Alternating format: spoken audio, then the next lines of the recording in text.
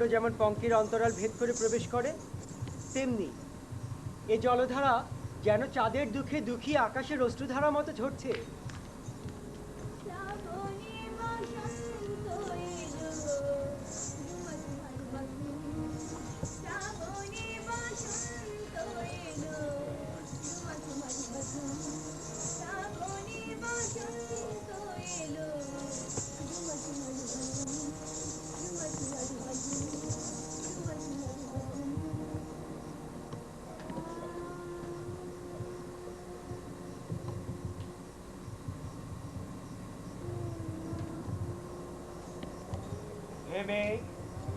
তুমি আরো গম্ভীর ভাবে গর্জন করো। তোমারই অনুগ্রহে আমার অনঙ্গ পীড়িত দেহ প্রিয়া স্পর্শে রোমাঞ্চিত হয়ে যেন কদম্ব পুষ্পে পরিণত হয়েছে।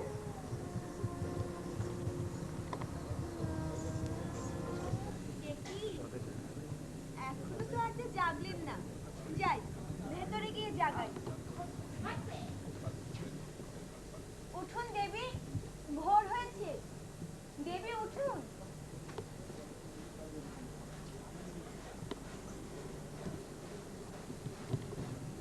সে কি, রাত থাকতে ভোর হবে কেমন করে? আমাদের কাছে ভোর, আপনার কাছে রাতি। চেটি, তোমাদের দুটোকার কোথায়? দেবী, বর্ধমানে সে আদেশ দিন আর্য চারুদত্ত পূর্ণ বাগান পুষ্পকরণকে গিয়েছেন। হলো, রাতে ঠিক মতো দেখতে পাইনি, আজ দু চোখ ভরে দেখবো। আচ্ছা, আমি কি ভেতরে চতুর্শালায় প্রবেশ করেছি? শুধু ভেতরে জ্যোতিষশালায় নয়, আপনি সকলের হৃদয়ে প্রবেশ করেছেন। চারুদত্তের পরিজনরা কি দুঃখিত হয়েছেন? দুঃখিত হবেন কখন? যখন আপনি চলে যাবেন। তখন তো সবার আগে আমার দুঃখ হবে। হলো, এই রত্নহারটা নে, গিয়ে আমার বোন আর্যধূতাকে দিবি। বলবি আমি যখন গুণের মূল্যে কেনা চারুদত্তের দাসী, তখন আপনারও দাসী। এই কণ্ঠহারটাই আপনার কণ্ঠে শোভা পায়। আর্য চারুদত্ত তাহলে রাগ করবেন? যা, রাখবেন না। আপনার যা আদেশ।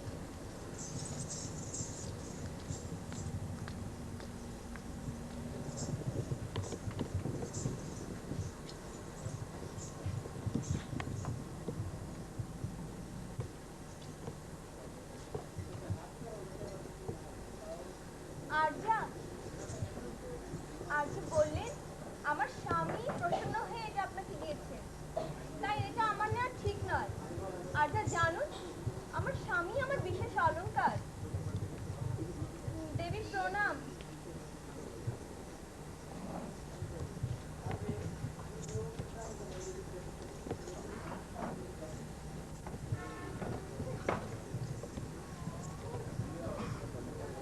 আয় বাচ্চা আয়, এই গাড়িটা নিয়ে খেলি আমরা।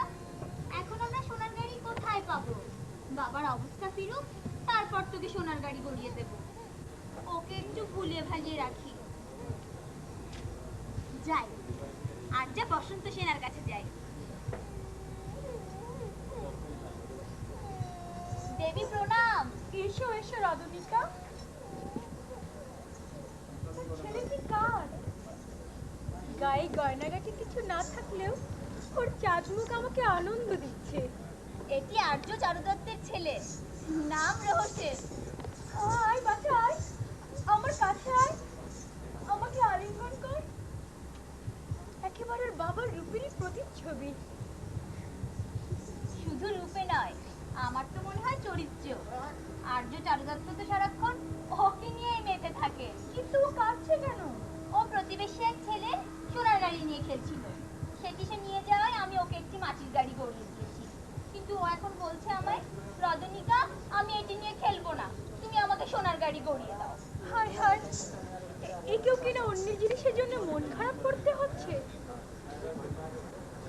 ভাগ্যের দেবতা, পদ্ম পাতায় পড়া জলবিন্দুর মতো মানুষের ভাগ্য নিয়েও তুমি খেলছো। বাচ্চা, তুমি খেলো না, সোনার গাড়ি নিয়ে তুমি খেলবে। ওকে রজনীকা, তোমার বাবার গুণের মূল্যে কেনা দাসী, তুমি তোমার মা হন। তুমি মিথ্যে কথা বলছো। ইনি যদি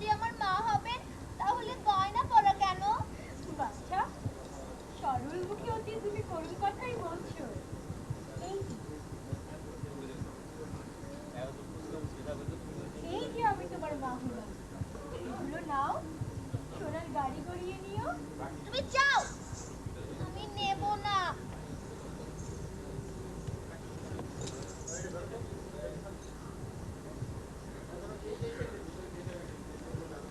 তুমি কাঁদছো?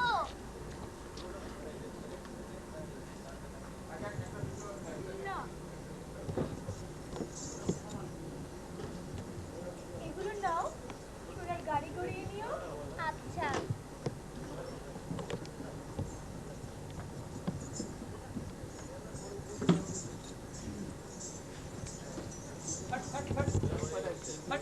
চললে বলো, চলো চল, হট হট। রজনীকা, রজনীকা, আর যা বসন্ত সেনাকে বলো পাশের দুয়ারে ঢাকা গাড়ি দাঁড়িয়ে।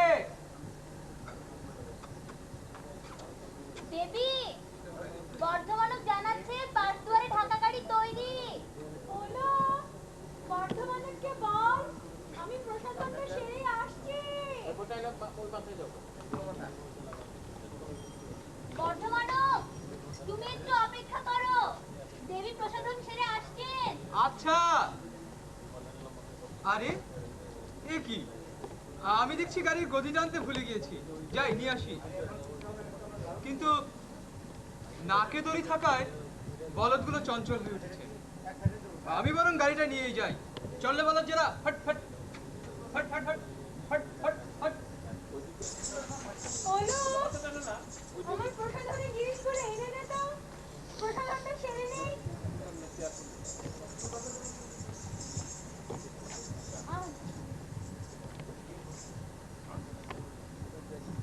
Hot hot hot hot hot hot hot. রাজার শ্যালক সংস্থানক আমাকে আদেশ করেছেন, খবরক গাড়িটা নিয়ে পুরনো বাগান পুষ্পকরণটাকে শিগগিরই এসো। যাই, সেখানেই যাই। Hot hot hot hot hot. কি করি? সরে যাও, সরে যাও। কি বলছো? কার গাড়ি এটা? গাড়িটা রাজার শ্যালক সংস্থানকের, শিগগির সরে যাও।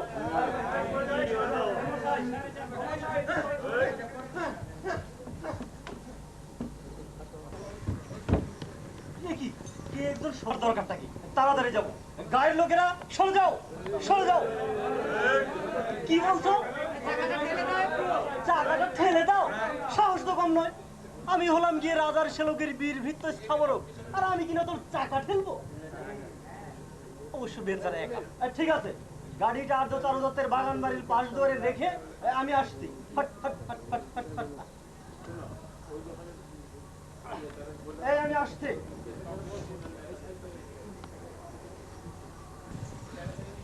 ওলো যা, মনটা আমার চঞ্চল।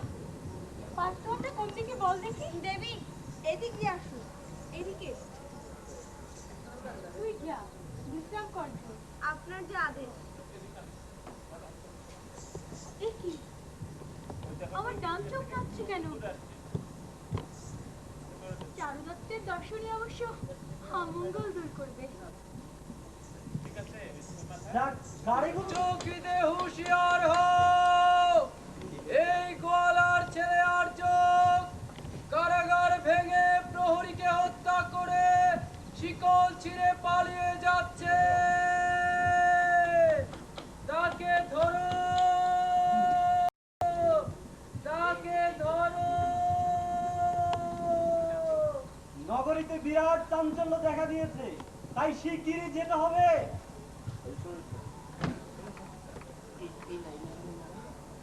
সিদ্ধ পুরুষের ভবিষ্যৎবাণীতে ভয় পেয়ে রাজা পালক আমাকে ঘোষপল্লী থেকে ছিনিয়ে এনে মারাত্মক কারাগারের শৃঙ্খলে বেঁধে রেখেছিলেন।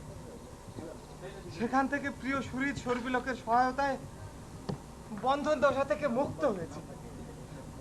আমার যদি সে ভাগ্যই থাকে যে আমি রাজা হব, তাহলে আমার কি দোষ যে তিনি আমায় পুনঃ হাতির মতো বেঁধে রাখবেন?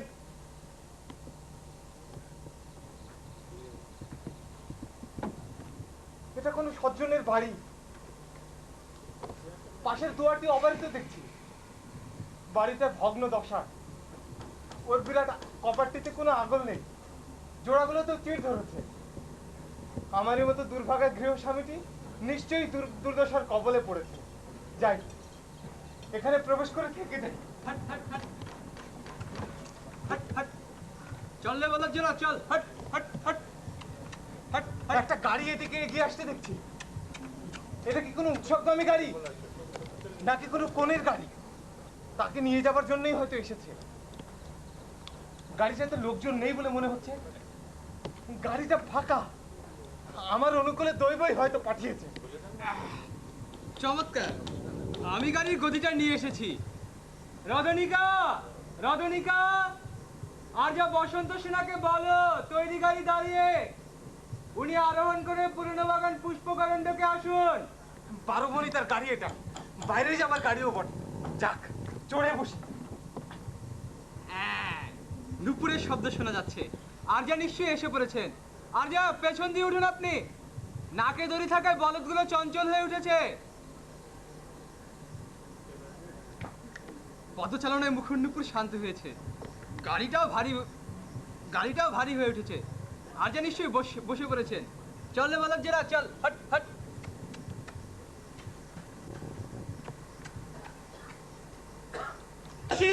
দাঁড়া দাঁড়া দাঁড়া, দুষ্ট সন্ন্যাসী দাঁড়া। আশ্চর্য, ওই সেই রাজশালক সংস্থানক এদিকে আসছে। একজন ভিক্ষু দোষ করেছে বলে যেখানে ভিক্ষু দেখে সেখানে গরুর মতো নাকে দড়ি দিয়ে টানিয়ে দেয়। এখন আমি এই অসহায় কার শরণ নেব? প্রভু বুদ্ধই আমার শরণ। দাঁড়া দুষ্ট সন্ন্যাসী দাঁড়া, পানশালায় আনা রাঙা মূলর মতো তোর মাথা আমি ভাঙবো। সিনালপু, ওই রাজ্যে যে গেরুয়া ধারণ করেছে সে ভিক্ষুকে মারা ঠিক নয়। এ করে কি হবে? তার চেয়ে বরং এই সুখোপভোগ্য বাগানটি দেখো। স্বাগত, প্রসন্ন হন উপাসক। বন্ধু দেখো দেখো, গাল দিচ্ছে আমাকে। কি বলছে? আমাকে বলছে উপাসক, আমি কি নাপিত?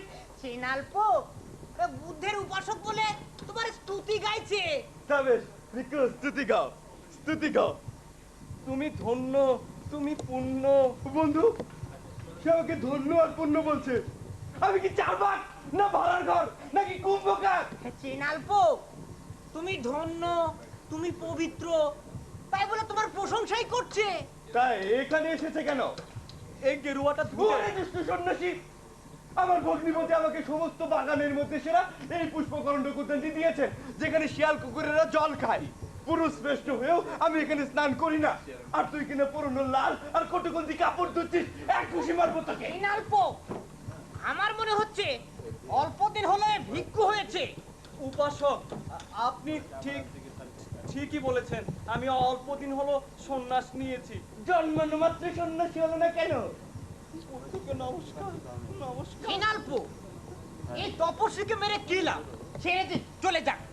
একটা পরামর্শ করে নেই, ততক্ষণ থাকো। কার সঙ্গে? আমার নিজের হৃদয়ের সঙ্গে। ইস, এখনো গেল না। হে প্রভু, হে পুত্র, হে আমার হৃদয়, হে প্রভু। এই সন্ন্যাসী কি যাবে না থাকবে? এই যাবেও না, থাকবেও না। ও বন্ধু, আমি আমার হৃদয়ের সঙ্গে পরামর্শ করেছি। আমার হৃদয় বলছে কি বলছে? এ যাবেও না, থাকবেও না, নিঃশ্বাস নেবেও না, ফেলবেও না। এখানেই এক্ষুনি পরে মরুক। উপাসক, আমি অসহায়, আপনার শরণ নিচ্ছি। ছেড়ে দিন, চলে যাক। কিন্তু একই শর্তে। শর্তটা কি শুনি? এমন ভাবে জল ছুড়ুক যেন কাদা গোলাতে না হয়, অথবা জল রাশিকৃত করে কাদায় ফেলুক। কি মূর্খতা! কি বলছে? তোমার প্রশংসা করছে। তা করুক, তা করুক, প্রশংসা করুক। বন্ধু, বহুক্ষণ হলো সাবরক চেটকে বলেছিলাম গাড়িটা নিয়ে আসতে। এখনো তো এলো না। ব্যস্ত হও না, এসে পড়বে এক্ষুনি। সূর্য মাঝ আকাশে, রাজশালক হয়তো এখন ক্রুদ্ধ হয়ে আছেন, তাই তাড়াতাড়ি যাই। Hot hot hot hot hot hot hot hot.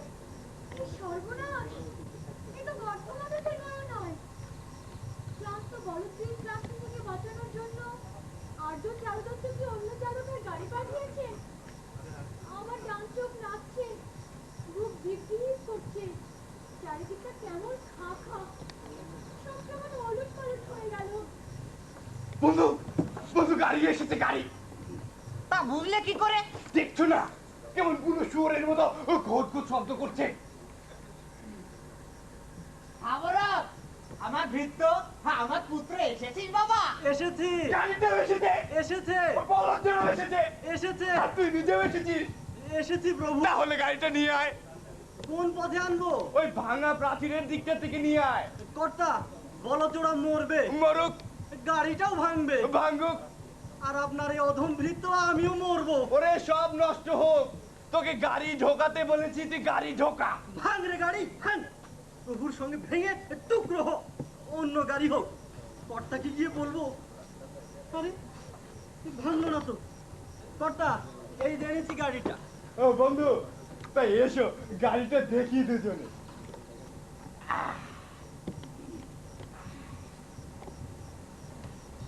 বন্ধু, তুমি আমার গুরু, পরম গুরু, তাই আমার আগে তুমি গাড়ি চালাও। ঠিক আছে, তাই হোক। কিংবা থাকো, এটা কি তোমার বাপের গাড়ি যে তুমি আগে উঠছো? এই গাড়ির মালিক আমি, তাই তোমার আগে আমি গাড়ি তুলি। কিন্তু তুমি তো বললে। আমি বলে থাকলেও সৌজন্যের খাতিরে তোমার বলা উচিত ছিল তুমি আগে ওঠো। ঠিক আছে, তুমি আগে ওঠো। এই উঠছে। বাবা, পুত্র তামরাত, গাড়িটা ঘোরা। Hot hot hot hot hot hot hot hot. উঠুন কর্তা। উঠি।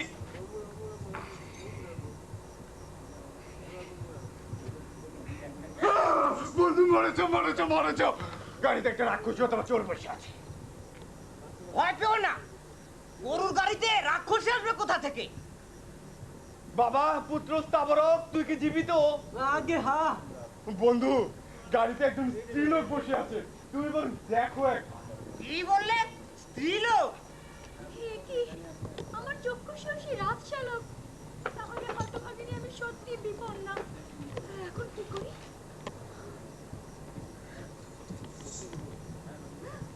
এ কি হরিণী কেন বাঘের অনুসরণ করছে?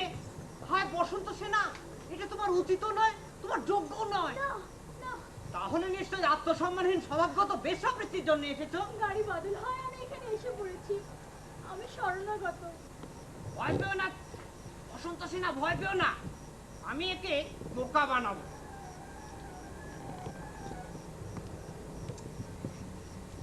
সিনালপো, সত্যি গাড়িতে একটা রাক্ষসী বসে আছে। বন্ধু, রাক্ষসী যদি হয় তাহলে তোমাকে কেন চুরি করলো না? আর যদি চুরি হয় তাহলে তোমাকে কে করলো না কেন? সিনালপো, বসন্ত সেনা এসেছে তোমার অভিসারে। তাহলে সে এসেছে আমার কাছে, এক প্রবর পুরুষের কাছে, বাসুদেবের কাছে। আগে হ্যাঁ, সেই সময় আমি তাকে রুষ্ট করেছি, এখন পায়ে পড়ে প্রসন্ন করব। ঠিকই বলেছো। এই আমি তোমার পায়ে পড়ছি, মা জননী, আমার মিনতি শোনো। এ বিশালা ঠিক আমার তো হয়েছে, তোমাকে কষ্ট আমি দিয়েছি, তুমি তা ক্ষমা করো। এ বড় গাত্রী, আমি তোমার দাস। কথা বলছো? আমার মা, আমার জননী, আমার মাথায় আদর করেছেন, চুম্বন দিয়েছেন। দেবতার কাছেও যে মাথা কখনো নত হয়নি, সেই মাথায় ইনি পদাঘাত করলেন। ওরে স্থাবরক, পুত্র, তুই একে কোথায় পেলি? কর্তা গায়ের গাড়িগুলোতে রাজপথ রুদ্ধ হয়েছিল, সেই সময় গাড়ি বদল হয়ে ইনি উঠেছেন বলে মনে হচ্ছে। ও, গাড়ি বদল হয়ে এসেছে তবে আমার অভিসারে আসেনি। তাহলে নয়, নেমে পার পার্বতাসী, নেমে পার। তুই ওই দরিদ্র চারুদত্তের অভিসারে এসেছিস আর আমার গাড়ি দিদি থেকে আনিয়েছিস। নেমে পার পার্বতাসী। এ বিষয়ে সন্দেহের কি আছে?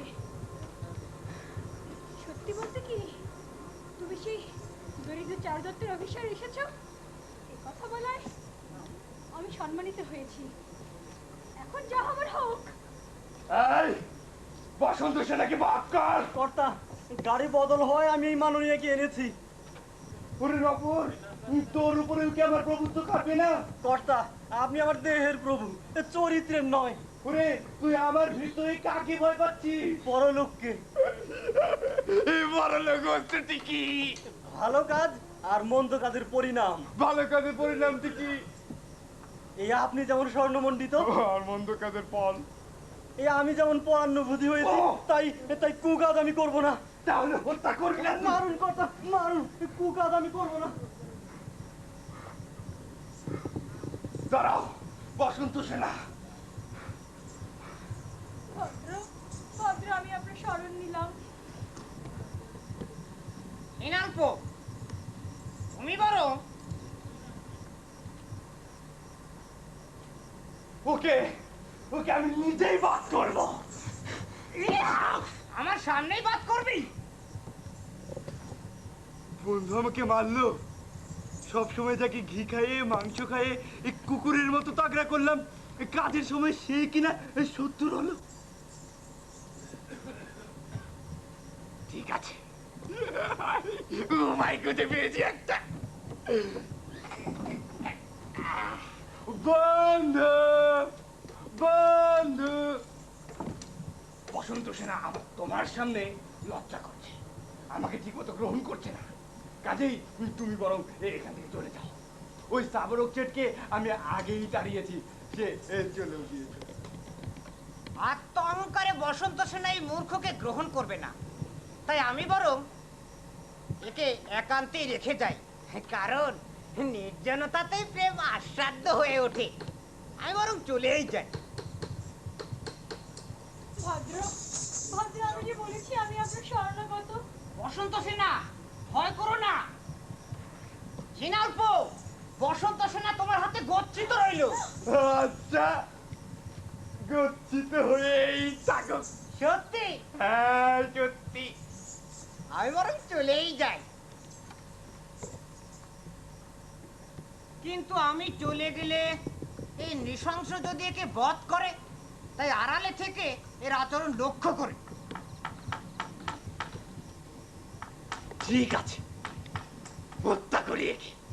কিন্তু এই ধূর্ত শিয়াল ব্রাহ্মণটি যদি কোথাও লুকিয়ে থেকে শিয়ালের মতোই আমার সাথে প্রতারণা করে, তাহলে একে টাকাবার জন্য এই করি। বালিকা বালিকা, বসন্ত সেনা এসো এসো। হে দেখি প্রেমিক বনে গেল। যাক, নিশ্চিন্ত হলাম।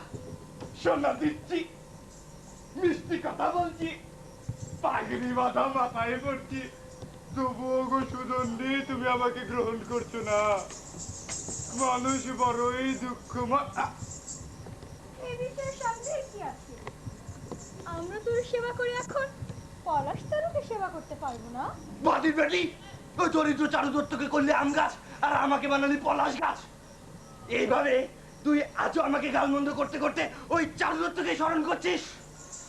তিনি তো আমার হৃদয়গত হয়েই আছেন, তাকে স্মরণ করবো কেন? আজই তোকে আর তোর ওই হৃদয়গতকে একসঙ্গে হত্যা করবো। দাঁড়া দরিদ্র বণিক পুত্রের প্রণয়নী, দাঁড়া দাঁড়া। বলো বলো, সেই মরণ পঙ্ক্তি করে আবার বলো। ওই দরিদ্র চারু দত্ত তোকে রক্ষা করুক। তিনি আমাকে দেখতে পেরে রক্ষা করবেনি। সে কি চাণক্য, জটায়ু না ত্রিশঙ্কু? জটায়ু যেমন চাণক্যকে হত্যা করেছিল, আমিও তাকে তেমনি বধ করবো। দাঁড়া, মর গর্ভলাসী, মর মর। সত্যিই মরেছে? না, আবার মারবো, পরীক্ষা করে দিই। মরেছে, ভালোই মরেছে। এখন আমি বিচার মণ্ডপে যাব এবং এই মর্মে একটা নালিশ রুজু করবো যে চারু দত্ত বসন্ত সেনাকে গলা টিপে হত্যা করেছে। ওই বেটা চারু দত্তকে বিনাশের জন্য আরো একটি নতুন কৌশলের আশ্রয় নেব। যাই যাই তাহলে। কি, আমি যে পথে যাচ্ছি সেই পথে ওই দুষ্ট সন্ন্যাসীটার সাথে আমার দেখা হয়ে যাচ্ছে। ওকে আমি নাকে ছিদ্র করে দড়ি মেলে তাড়িয়ে দিয়েছিলাম। এখন ও যদি এই কাণ্ড দেখে গুপ্ত কথাটা ফাঁস করে দেয়, তাহলে এখন আমি কি করি?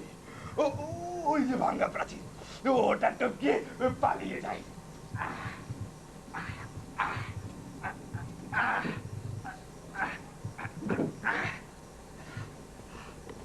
এই কাপড়টা ধুয়েছি, কোনো শাখায় কি শুকিয়ে নেব?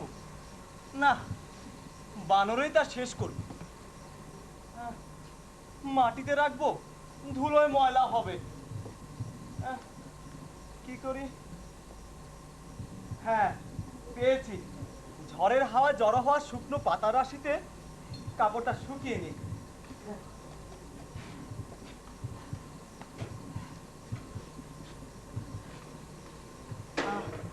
হ্যাঁ, জবটা সেরে নেই।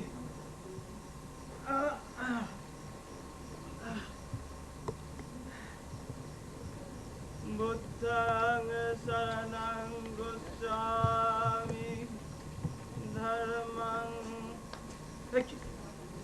কি যেন একটা পাতার মধ্যে উচ্ছ্বসিত হলো মনে হচ্ছে। ও, নিংড়ানো জল পড়ায় পাতাগুলি স্পন্দিত হয়ে উঠছে। যাক, বুদ্ধাং শরণং গচ্ছামি ধর্মং শরণং গচ্ছামি। এ কি? এই যে দেখছি গয়না পরা একজন স্ত্রী লোকের হাত। হ্যাঁ, হাতকে আমি চিনি। এই হাত একদিন আমাকে অভয় দিয়েছিল। দেখি তাহলে। কি এই যে বুদ্ধ উপাসিকা। জল চাইছে দেখছি। দিঘি তো অনেক দূরে। কি করি? হ্যাঁ, এই কাপড়ে নিংড়ানো জল দে।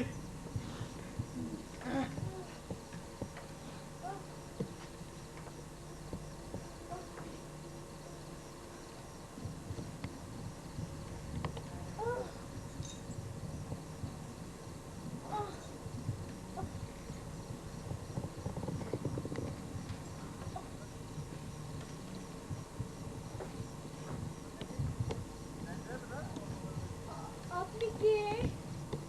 10টি সুবর্ণ মুদ্রায় যাকে কিনেছিলেন তাকেও উপাসক মনে হচ্ছে না? ও হ্যাঁ, চিনতে পেরেছি, কিন্তু আপনি যেভাবে বললেন ঠিক সেভাবে নয়। আমার মরে গেলে বোধহয় ভালো হতো। উপাসিকা, ব্যাপারটা কি? একজন গণিকার যা হওয়া উচিত তাই। উপাসিকা, এই পাশেই লতা অবলম্বন করে দাঁড়ান।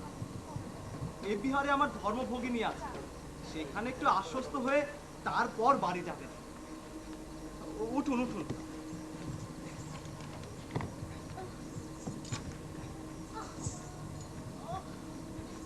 আস্তে আস্তে চলুন।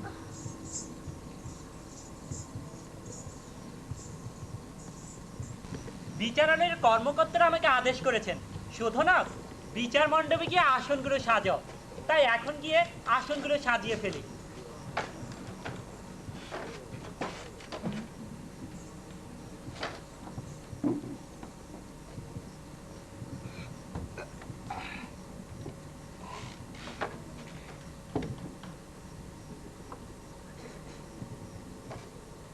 যাই, এবার গিয়ে বিচারকদের খবর দিকে। এ কি রাশিয়া লোক, মানে সে দুষ্ট এবং দুশ্চরিত্র লোকটা এদিকেই আসছে। তার দৃষ্টিপথ এড়িয়ে যায়।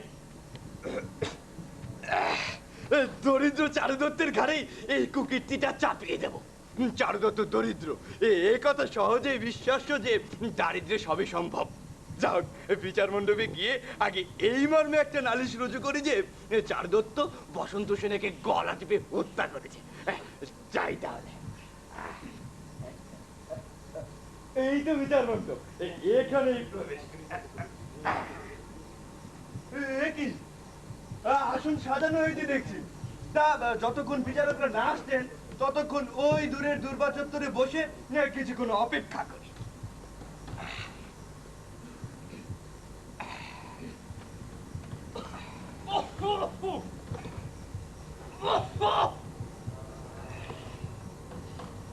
শ্রেষ্ঠীয় কাস্ত মহোদয়, আদেশ করুন আর্য।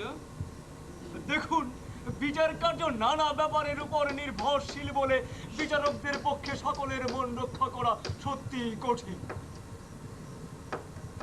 বাদী বিবাদী উভয়ই তাদের নানা কাজ এমন ভাবে গোপন করে রাখে যা রাজাকে স্পর্শ করে।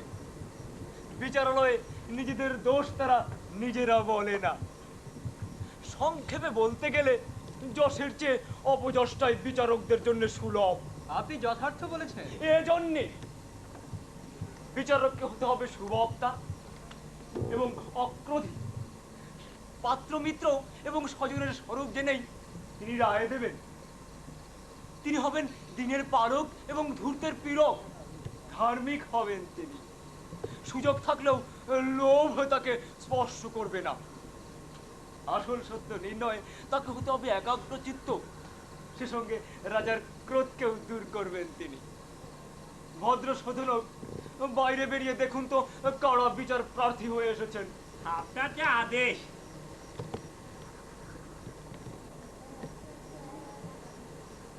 শুনুন মশাইয়া, বিচারক জিজ্ঞেস করছেন আপনারা কে কে বিচার প্রার্থী হয়ে এসেছেন। বিচারকরা এসে গেছেন তাহলে? এই যে আমি শ্রেষ্ঠ পুরুষ মনুষ্যরূপী বাসুদেব, রাষ্ট্রীয় শ্যালক, রাজার শ্যালক, বিচার প্রার্থী হয়ে এসেছি। এই কি প্রথমে রাষ্ট্রেরও বিচার প্রার্থী? আর্য একটু দাঁড়ান, আমি যে বিচারকদের বলছি। শ্রদ্ধেয় মহোদয়, রাষ্ট্রীয় শ্যালক বিচার প্রার্থী হয়ে আদালতে এসেছেন। সে কি প্রথমেই রাষ্ট্রীয় শ্যালক বিচার প্রার্থী? এই যেন সূর্যোদয়ে গ্রহণ লাগলো, যা কোনো মহাপুরুষের পতনের সূচনা করছে। শোধনক, আজ মামলার শুনানি একটু গোলমেলে হবে। আপনি বেরিয়ে গিয়ে বলুন আজ তার নালিশ শোনা সম্ভব হবে না। আপনার যে আদেশ। আর্য বিচারক বললেন আজ আপনি আসুন, আজ আপনার মামলা শুনানি সম্ভব না। কি আমার নালিশ শোনা হবে না? যদি না শোনা হয় তাহলে আমি রাজা পালককে জানিয়ে দেব এবং আমার ভগ্নী ও মাকে জানিয়ে এই বিচারককে তাড়িয়ে তার জায়গায় অন্য বিচারক এনে বসাবো। আর্য রাষ্ট্রীয় সেবক, একটু অপেক্ষা করুন, আমি গিয়ে বিচারকদের বলছি। শ্রদ্ধেয় মহোদয়, রাষ্ট্রীয় সেবক ক্রুদ্ধ হয়ে বলছেন এই মূর্খের পক্ষে সবই সম্ভব। বেরিয়ে গিয়ে বলুন তার নালিশ শোনা হবে। আর্য বিচারক বললেন আসুন, আজ আপনার মামলা শুনানি। প্রথমে তারা বললেন আমার নালিশ তারা শুনবেন না, এখন বলছেন শুনবেন। তাই বেশ বোঝা যাচ্ছে বিচারকেরা বেশ ভয় পেয়েছেন। তাই আমি যা বলবো তাই সত্য বলে প্রতিপন্ন করিয়ে নেব। যাই তাহলে বিচার মণ্ডপে যাই।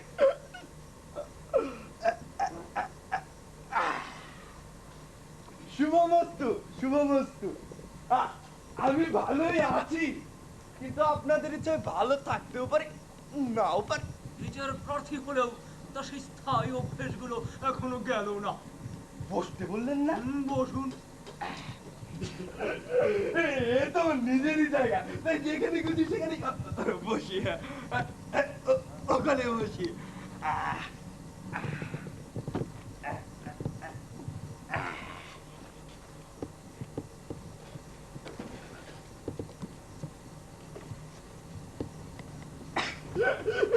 ওখানে বসি।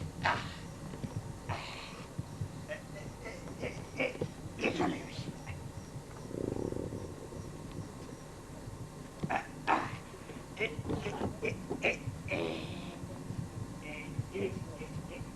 এখানে বসি।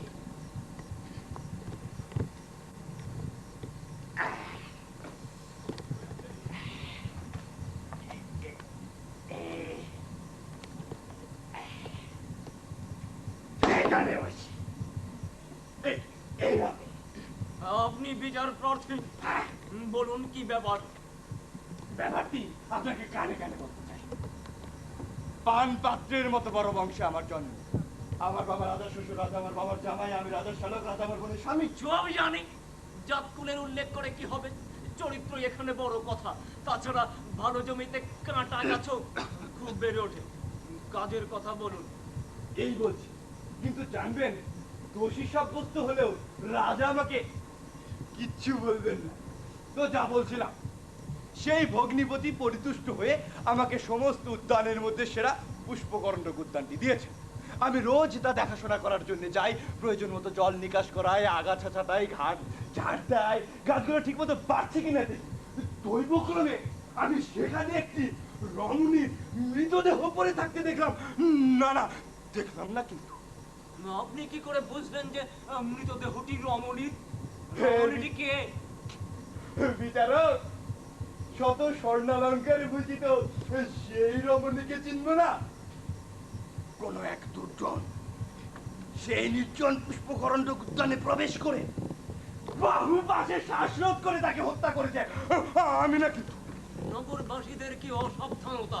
আচ্ছা, আমি না এই কথাটি প্রথমে লিখছি। ভিখারি যেমন গরম পায়েস খেতে গিয়ে তাড়াতাড়ি খেতে গিয়ে নিজের জিভ পুড়িয়ে ফেলে, আমিও তেমনি আমার সর্বনাশটা কেন। তাহলে এইভাবে বলে, এই বিচারক, আমি বলতে যাচ্ছিলাম আমি দেখেছি, তাই এতে তো বিচলিত হচ্ছেন কেন? আপনি কি করে বুঝলেন যে টাকার জন্য তাকে গলা টিপে মারা হয়েছে? আমি তার গলা দেখে বুঝেছি। গলাটা ছিল কেমন ফোলা ফোলা, আর দেহও ছিল গয়না শূন্য। অন্য অঙ্গগুলোও দেখে তা বুঝেছি, কারণ সেগুলোতে গয়না নাই। তা সম্ভব হতেও পারে। ভাগ্যক্রমে আবার জীবন ফিরে পেলাম, কি আনন্দ! প্রমাণের জন্য মামলাটা কার উপর বর্তাবে? মামলা দু প্রকার, কিরকম? বাক্যানুসারে এবং ঘটনানুসারে। যেটা বাক্যানুসারে সেটা বাদী প্রতিবাদীদের বক্তব্য থেকে নিষ্পত্তি হবে, আর যেটা ঘটনার উপর নির্ভরশীল তা বিচার বুদ্ধি খাটিয়ে বিচারকে মীমাংসা করবে। তাহলে তো মামলাটা বসন্ত সিনহার মায়ের উপরই বর্তায়। হ্যাঁ, তাই। ভদ্র শোধনক, আপনি বেরিয়ে গিয়ে বসন্ত সেনার মাকে ডেকে আনুন তো, আর শুনুন, দেখবেন তিনি যেন খুব ভয় বা বিচলিত না হয়ে পড়ে। আপনার যে আদেশ।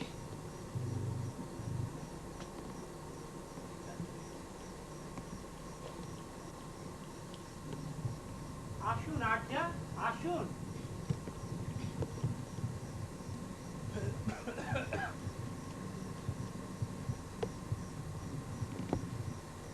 আমার কন্যা বন্ধুর বাড়ি যৌবন উপভোগ করতে গেছে, অথচ এই ভদ্রলোক বলছেন বিচারক আমায় ডেকেছেন।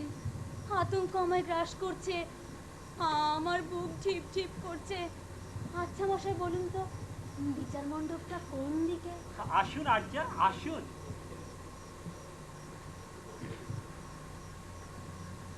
ভদ্র মহোদয়দের কল্যাণ হোক। ভদ্রে স্বাগত, আপনি বসুন।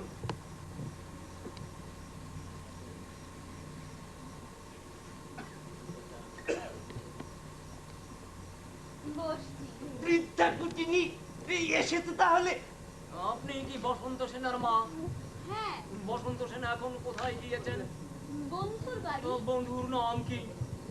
হাই দি, এ কথা কোনো সাধারণ লোক জিজ্ঞেস করতে পারেন, কিন্তু বিচারক পারেন না। লজ্জা করবেন না, একটা আইনগত প্রয়োজন আছে বলেই জিজ্ঞেস করছি। লজ্জা করবেন না, মামলার প্রয়োজনীয় প্রশ্ন। আইনের প্রয়োজন? তাহলে বলছি শুনুন। তিনি হলেন গিয়ে বণিক বিনয় দত্তের পৌত্র, সাগর দত্তের পুত্র। তার নাম চারু দত্ত, যার নাম উচ্চারণেই মঙ্গল।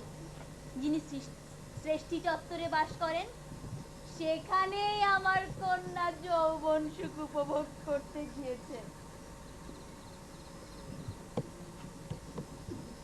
শুনলেন তো আপনারা, এই চারু দত্তের সঙ্গে আমার বিবাদ ও মামলা।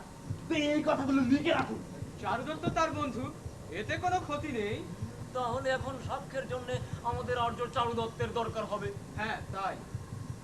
সৃষ্টি কাস্ত মহোদয়, এই মামলার প্রথম হিসেবে লিখুন, আর্য বসন্ত সেনা চারু দত্তের বাড়ি গিয়েছিলেন। দুঃখের বিষয়, আর্য চারু দত্তকেও আমাদের ডাকতে হচ্ছে, অবশ্য আইনেই ডাকছে।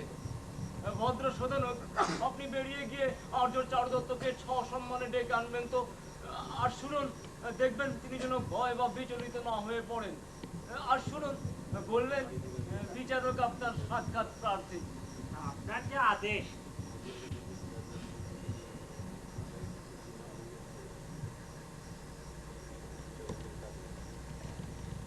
আসুন আর্য, আসুন। রাজা আমার চরিত্রের কথা জানেন, বংশ পরিচয় জানেন, তবু ডেকে পাঠিয়েছেন। সত্যি কথা বলতে কি, আমার বর্তমান অবস্থার কথা ভেবে ভয়ই করছে। বাঁধন ছেড়ে সে আর্য কামারি গাড়ি করে পালিয়ে গেছে। রাজা কি এই কথা জানতে পেরেছেন? আর এই কথা তার কানে গিয়েছে বলেই কি অপরাধীর মতো আমি এভাবে পথ চলছি? ভেবেই বা কি হবে? আদালত গৃহের দিকে তো যাচ্ছি। শোধনের বসায় আদালতের পথটা দেখিয়ে দিন তো। আসুন আর্য আসুন। এ আবার কি হলো? কাকটা কর্কশ্বরে ডেকে উঠলো, আমার বা চোখটা বেজা নাচছে। এসব দুর্লক্ষণে আমার মন ভীষণ খারাপ করছে। আসুন আর্য আসুন, ধীরে সুস্থে নির্ভয় আসুন। এই তো বিচার মণ্ডপ, প্রবেশ করুন। এই সেই চারু দত্ত। এরকম মুখ কোনো অকারণ দূষণের আবাস হতে পারে না। হাতি ঘোড়া এবং মানুষের চেহারা কখনো চরিত্র বিরোধী হয় না। মাননীয় বিচারক মহোদয়, আপনার মঙ্গল হোক। কর্মীবৃন্দ, আপনাদের কুশল তো? ভদ্রে স্বাগত। শোধনক, এর জন্য আসন আনো। একটু নিচু দেখে এনো।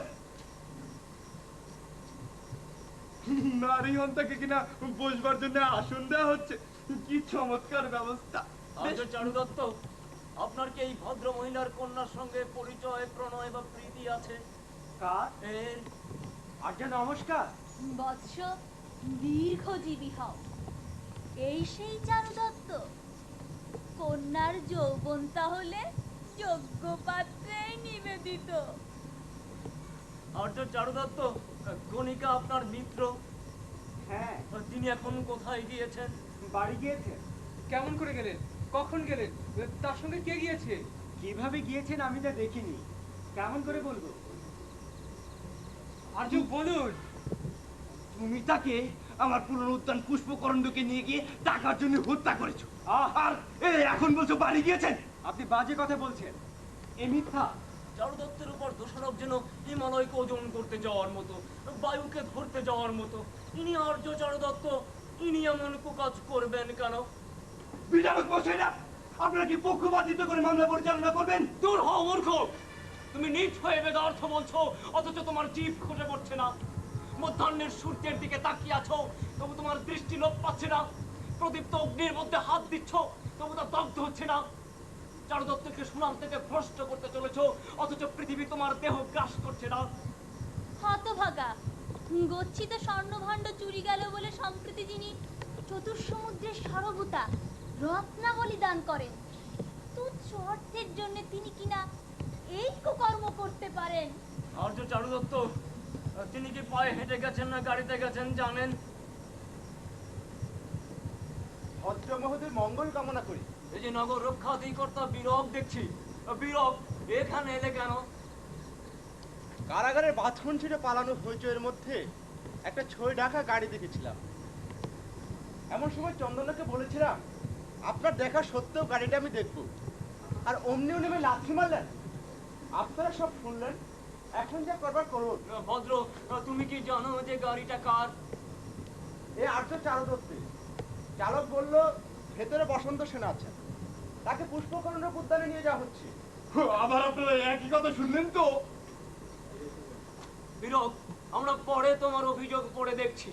এখন বিচার মণ্ডপের দুয়ারে যে ঘোড়াটা দাঁড়িয়ে আছে, তাতে চড়ে পুষ্পকরণ্ড উদ্যানে গিয়ে দেখো সেখানে কোনো স্ত্রীলোকের মৃতদেহ পড়ে আছে কিনা।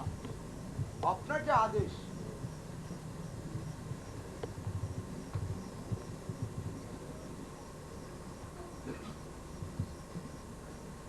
আমি গিয়েছিলাম সেখানে। সেখানে তো স্ত্রীলোকের সব দেখলাম, শেয়াল কুকুরে খাচ্ছে। বসন্ত সেনা, বসন্ত! কেমন করে বুঝলেন স্ত্রীলোকের মৃতদেহ? চুল, বাহু ও দেহের অবশিষ্টাংশ দেখলাম যে। হয় ঠিক, মামলা কি অদ্ভুত জিনিস।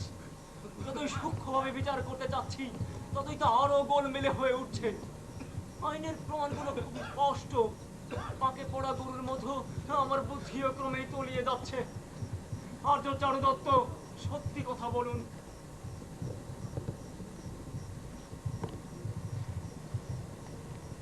এই দুরাত্মা পরের গুণ সইতে পারে না। কামে অন্ধ হয়ে যা বলবে সেটাই আপনারা মানবেন, বিচার করবেন না। বিচারক মণ্ডলী, বিচার করবেন না। তাছাড়া যে আমি লতাটাকে নামিয়ে ফুটন্ত ফুল ছিঁড়ি না, সে আমি কেমন করে ক্রন্দনরত নারীর ভ্রমর কৃষ্ণ চুল টেনে ধরে তাকে মেরে ফেলবো। বিচারক মশাইরা, আপনারা কি পক্ষপাতিত্ব করে মামলা পরিচালনা করবেন? তা না হলে এই নিচে চারু দত্তকে এখনো আসন দিয়ে রেখেছেন কেন? বিচার করুন বিচারক মন্ডলী, বিচার করুন। এই যে আমি আমার নিজের পাপ অন্যের ঘরে চাপালাম, তাই চারু দত্ত যে আসনে বসেছিল সেই আসনে বসিব। তাকাও চারু দত্ত, তাকাও, তাহলে বলো যে তুমি তাকে হত্যা করেছো। আর্য চারুদত্ত আমাকে অলঙ্কারগুলো দিয়ে বসন্ত সেনার কাছে পাঠিয়েছে, এগুলো তাকে ফেরত দিয়ে আসার জন্য। তাই আমি বসন্ত সেনার কাছেই যাচ্ছি। কে যায়? বন্ধু রেবিল না? বন্ধু, তোমাকে এত উদ্বিগ্ন দেখাচ্ছে কেন? কি বললে? চারুদত্তকে বিচারালয়ে রাখা হয়েছে? তাহলে তো সামান্য ব্যাপার নিশ্চয়ই নয়। তাহলে আগে বিচার মণ্ডপেই যাই। এই তো বিচার মণ্ডপ, ভিতরে প্রবেশ করি। কল্যাণ হোক বিচারক মণ্ডলী, আমার সে প্রিয় বন্ধু কোথায়? এই যে তিনি। বন্ধু, আমি সব শুনেছি। দেখুন মশাইরা, যে মানুষটা এই অপূর্ব সাজে উজ্জয়িনী নগরীকে সাজালেন, এমন অন্যায় কাজ তিনি করতে পারেন না, করতেই পারেন না। ওরে হতচ্ছাড়া রাজার শালক সংস্থান, হাতছর পরের ঘরে দশ টাকাতে ওস্তাদ তুই, বেশ্যারপুত, তোরই মনের মতো কাটা এই লাঠি আঘাতে মুন্ডুখানাকে আমি শতখণ্ড করছি। দেখুন মশাইরা, দেখুন, চারু দত্তের সঙ্গে আমার বিবাদ ও মামলা, তাই কাকের পায়ের মতো টিকিওয়ালা লোকটা কেন আমার মাথা শতখণ্ড করবে? দাঁড়া, দেখাচ্ছি মজাটা। গাদির বেটা হতচ্ছাড়া। এই তো সেই সোনার বালাটা, যার জন্য চারু দত্ত বসন্ত সেনাকে গলা টিপে হত্যা করেছে, প্রাণে মেরেছে। আরে এই যে গয়নাগুলো ঠিক এই সময় দেখতে পাওয়া গেল। দুর্ভাগ্যবশত এগুলো পড়ে যাওয়াটাই আমার পতন ঘটাবে। আর্য চারুদত্ত, সত্যি কথাটা বলুন, আমরা আপনাকে নির্দোষ দেখব আশা করছি। নিষ্কলঙ্ক বংশে জন্মেছি আমি, আমার কোনো পাপ নেই। আর পাপ আছে বলে যদি মনে করা হয়েই থাকে, তাহলে নিষ্কলঙ্ক থেকেই বা কি লাভ? তুমি বলো যে তুমি তাকে হত্যা করেছো। এই তো তুমি বললে। হ্যাঁ, এই তো নিজের দোষ স্বীকার করেছে। এখনই একে প্রাণদণ্ড দেওয়া হোক। ওরে, এ যেমন বলছে তাই করো। এখানে কে আছিস? চারুদত্তকে আবদ্ধ করো। অনুগ্রহ করুন, অনুগ্রহ করুন। মেরে যদি থাকেই তো আমার কন্যাকে মেরেছে। ও বেঁচে থাকুক। তাছাড়া বাদী প্রতিবাদী নিয়েই তো মামলা। আমি মামলার প্রতিবাদিনী বলছি, ওকে ছেড়ে দিন। হতভাগিনী, এইসব ব্যাপারে তোর থাকবার দরকার কি? আর্যা, আপনি যান। ওরে, কে আছিস? একে বাইরে নিয়ে যা।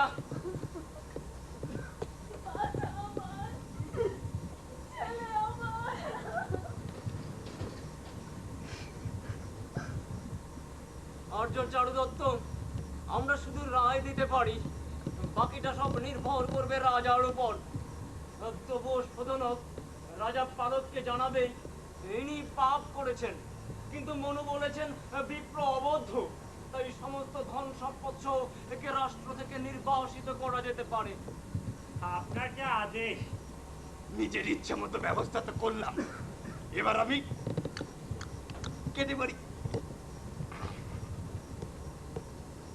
রাজা পালক বলেছে তুচ্ছ অর্থের জন্য যে বসন্ত সেনাকে হত্যা করেছে, ওই গয়নাগুলো তার গলায় পরিয়ে দাও এবং ঘেরা পিটিয়ে তাকে দক্ষিণ দিকে শ্মশানে নিয়ে গিয়ে শিউলে চড়িয়ে দণ্ড দাও। এখানে কে আছিস? চণ্ডালদের আদেশ দে।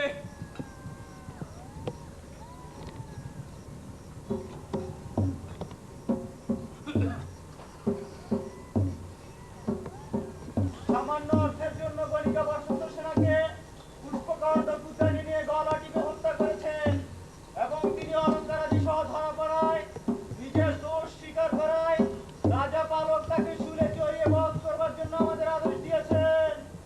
যদি অন্য কেউ এই ধরনের অপরাধ করেন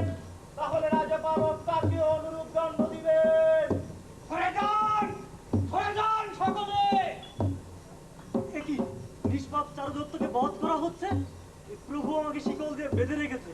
ঠিক আছে, চিৎকার করি, শুনুন সকলে, শুনুন। আমি ভুলে গাড়ি বদল করে বসন্ত সেনাকে পুষ্পকাণ্ডক বাগানে নিয়ে গিয়েছিলাম। সেখানে রাজার শ্যালক তাকে গলা টিপে হত্যা করেছে। এই চারুদত্ত নয়। কেউ আমার কথা শুনছে না? তাহলে নিচে চন্ডালদের সামনে লাফিয়ে পড়ি। শুনুন সকলে, শুনুন। আমি ভুলে গাড়ি বদল করে পুষ্পকাণ্ডক, শুনুন। চিৎকার করছে। আমি ভুলে গাড়ি বদল করে পুষ্পকাণ্ডক বাগানে বসন্ত সেনাকে নিয়েছিলাম। সেখানে রাজার শ্যালক তাকে গলা টিপে হত্যা করেছে। এই চারুদত্ত নয়। আপনারা শুনলেন তো? আমি মৃত্যু ভয়ে ভীত নই, কিন্তু কলঙ্ক নিয়ে মরতে হচ্ছে, সেটাই দুঃখ আমার। সত্য কথা বলছো তো? সত্যি, পাছে আমি কাউকে বলে দেই, সেই জন্য প্রভু আমাকে বেঁধে রেখেছিলেন। আজ বাড়িতে টক টক তেতো তেতো মাংস, শাকসবজি, মাছ, ডাল, তেল, ঝোল, পিঠে আর গুড়ের পায়েস দিয়ে ভাত খেয়েছি। ফাটা কাঁসার আওয়াজের মতো চন্ডালদের খনখনে গলার স্বর কানে আসছে। যাই দেখি, যেরকম ডেরায় ডাকের আওয়াজ শুনছি, তাতে মনে হচ্ছে ওই বেটা চারুদত্তকে মারতে নিয়ে যাওয়া হচ্ছে। সত্যি বলতে কি, আমার দারুণ আনন্দ হচ্ছে। এই দরিদ্র চারুদত্তকে মারতে নিয়ে যাওয়ার সময় যদি এত লোকের ভিড় হয়, তাহলে আমার মতো লোককে যখন মারতে নিয়ে যাওয়া হবে, তখন না জানি কি দারুণ ভিড় হবে। ইস, কি সুন্দর সারের মতো করে সাজিয়ে নিয়ে যাচ্ছে। তাহলে তাহলে এই আমার সস্তা না জানি কেমন সুন্দর হবে। কি বেটা স্থাবরক চেটটা দেখি এখানে নেই?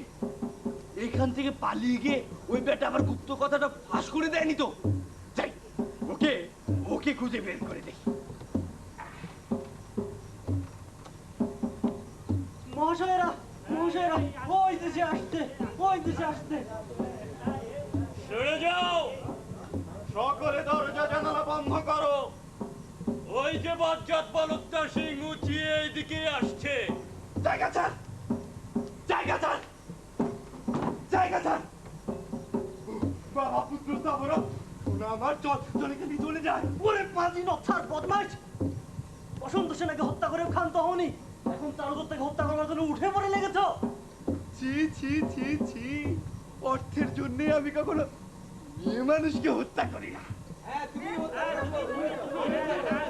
এই কথা কে বলছে? এই শালা চাকরটাকে বাঁধিনি নাকি? এই তো আমার অপকর্মের সাক্ষী। ও মহাশয়রা, এ মিথ্যা। এই বেটা আমার বাড়িতে সোনা দানা চুরি করেছিল বলে একে আমি মারধর করে বেঁধে রেখেছিলাম। এখন এ সত্যতা করে যা বলবে তাই সত্যি হবে। কথা বল। মহাশয়েরা, দেখুন, সে আমাকে সোনার লোভ দেখাচ্ছে। এই সেই সোনার বালাটা, যার জন্য ওকে আমি মারধর করেছিলাম। চন্দ্ররা, যদি বিশ্বাস না হয় ওর পিঠটা দেখতে পাবো। রাজার শ্যালক ঠিকই বলেছে, চাকর খেপে গেলে কি না বলে। হায়, দাসত্ব কি অভিশাপ! দাসের কথা কেউ বিশ্বাস করে না। আর তো চারুদত্ত, আমি আপনার জন্য এইটুকু মাত্র করতে পারলাম। ওঠো, তুমি ধার্মিক, তাই ভালো লোকের সর্বনাশ দেখলে তোমার মায়া হয়। আমার মুক্তির জন্য তুমি অনেক চেষ্টা করলে বন্ধু, কিন্তু ভাগ্য যে খারাপ। এই, একে মেরে তাড়িয়ে দে। দূর হ বেটা, দূর হ, দূর হ। ও হে জন্নালরা, এত দেরি করছো কেন? ও তাড়াতাড়ি একে বধ কর। অত যদি তারা থাকে তাহলে নিজেই মারো না। এই হলো তৃতীয় ঘোষণা স্থান। ঘোষণা কর। শুনুন সকলে, শুনুন। বণিক বিনয় দত্তের নাতি সাগর দত্তের পুত্রের নাম চারু দত্ত সামান্য অর্থের জন্য গণিকা বসন্ত সেনাকে পুষ্পকাণ্ডক উদ্যানে নিয়ে গলা টিপে হত্যা করেছেন এবং তিনি অলঙ্কারাদি সহ ধরা পড়ায়, নিজের দোষ স্বীকার করায় রাজা পালক তাকে শুলে চড়িয়ে বধ করবার জন্য আমাদের আদেশ দিয়েছেন। যদি অন্য কেউ এই ধরনের অপরাধ করেন, তাহলে রাজা পালক তাকে অনুরূপ দণ্ড দিবেন। এই এই বেটা চারু দত্ত, জনতা তো বিশ্বাস করছে না, তাই তুই নিজের হাতে বল আমি নিজের মুখে বসন্ত সেনাকে হত্যা করেছি। ওই বেটা চন্দ্রা একে মেরে কথা বলা। হে চারু দত্ত, এ যা বলছে বলো বলো। নিষ্কলঙ্ক বংশে জন্মেছি আমি, আমার কোনো পাপ নেই। ধর্মের যদি সত্যিকারে কোনো তেজ থেকে থাকেই, তাহলে আমি নিশ্চয়ই কলঙ্ক মুক্ত হব। ওই তো দেখা যাচ্ছে দক্ষিণ শ্মশান। দেখ দেখ, চুল থেকে ঝুলে পড়া শরীরের অর্ধেকটা শিয়ালেরা টানছে, আর বাকি অর্ধেকটা হাসির মতো হা করে চুলের সঙ্গে ঝুলছে।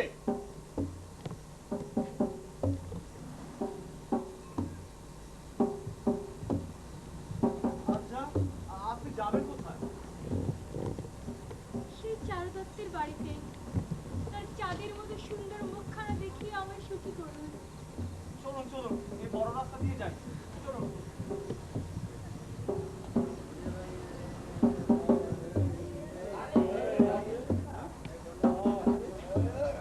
এত গন্ডগোল কিসের? লোকজনকে ডেকে জিজ্ঞাসা করুন তো কি হয়েছে। ও মশাই, ও মশাই, এ কি হয়েছে? কি সর্বনাশ হয়েছে? সর্বনাশ হয়েছে, আপনাকে হত্যা করেছে এই অভিযোগে চারদর থেকে মারতে নিয়ে যাওয়া হচ্ছে। দেখ আমাকে, আমার জন্য তার এই অবস্থা। শিগগির আমাকে পথ দেখিয়ে নিয়ে চলুন। হ্যাঁ, তাকে বাঁচাতে হলে এক্ষুনি যেতে হবে। চলুন চলুন। ও মশাই, একটু টাকা দেন। হ্যাঁ হ্যাঁ। চারু দত্ত, চন্ডালদের কোনো দোষ নেই, আপনার যা স্মরণ করার করুন। তাদের কি লাভই বা হবে?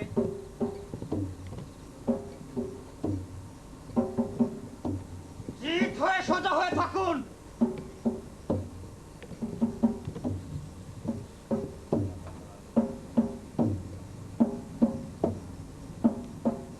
ওই, আজকে তোর মারবার পালা। তোর তোর তোর তোর আচ্ছা রাখ, আবযোগ করে দেখি, যদি আমার বারবার বলা হয় তাহলে আরো কিছুক্ষণ থাক।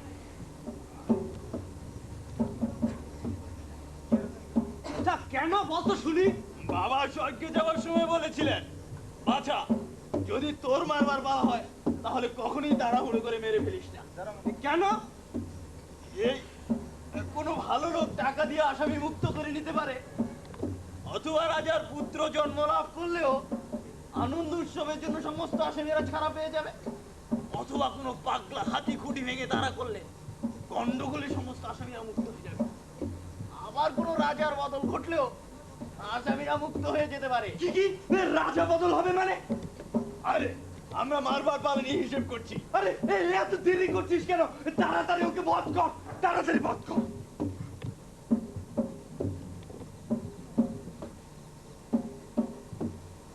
জিত হয়ে সোজা হয়ে থাকুন।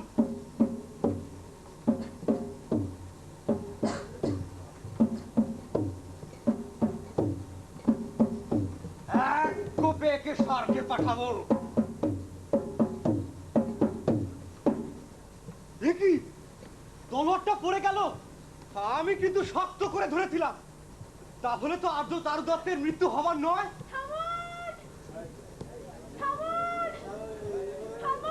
আরে কে অমন করে চিৎকার করছে?